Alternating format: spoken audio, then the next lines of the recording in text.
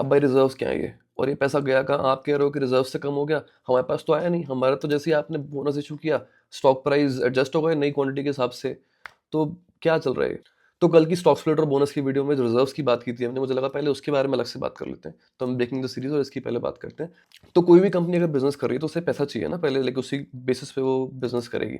तो share capital ही basically वो पैसा है, वो शेयर होल्डर्स का पैसा है जिसको यूज करे कंपनी बिजनेस करती है। अब उस बिजनेस से जो प्रॉफिट किया है, बेसिकली वही रिजर्व्स है। अब वो रिजर्व्स आप अगर ध्यान दो तो वो बैलेंस शीट की लायबिलिटी साइड पे है। इसका मतलब ये है कंपनी एसेस कर रही है इन मोस्ट केसेस, वो पैसे को डिस्ट्रीब्यूट करना चाहेगी वापस कि हमने ये कमा लिया, ये आपका, ये ले लो। अब इस केस में क्या हो रहा है, बोनस इशू किया कंपनी ने, तो बोनस इशू करके बेसिकली कंपनी ये बता रही है कि अभी हमारे पास भाई ग्रोथ अपॉर्चुनिटीज और हैं, अभी इस पैसे को हम ऐसे डिस्ट्रीब्यूट नहीं कर रहे, हमको ये री इन्वेस्ट करना है लाइक बिजनेस के अंदर, ताकि हम और ग्रो कर सकें।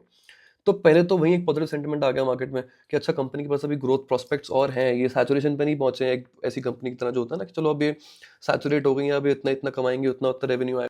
तो वही रिफ्लेक्ट हो जाता है मार्केट के अंदर एक पॉजिटिव सेंटिमेंट, और आप देखोगे कि बोनस इशू करते ही 3-4% यूजुअली कोई भी कंपनी के स्टॉक्स प्राइस एडजस्टमेंट, नई क्वांटिटी के एडजस्टमेंट के बाद भी 3-4% बढ़ जाते हैं। लाइक ये यूजुअल केसेस में दिखता है।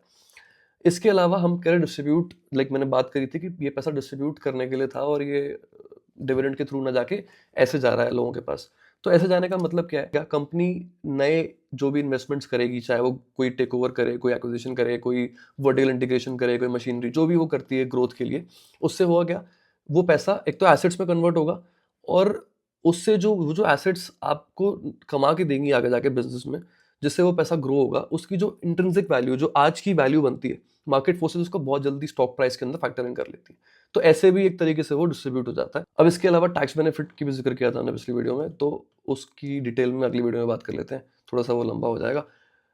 जुड़े रहने के लिए बहुत बहुत धन्यवाद आपका, और कोई आपके दोस्तों के साथ अगर आपको शेयर करना हो तो that would be a great help. Thank you.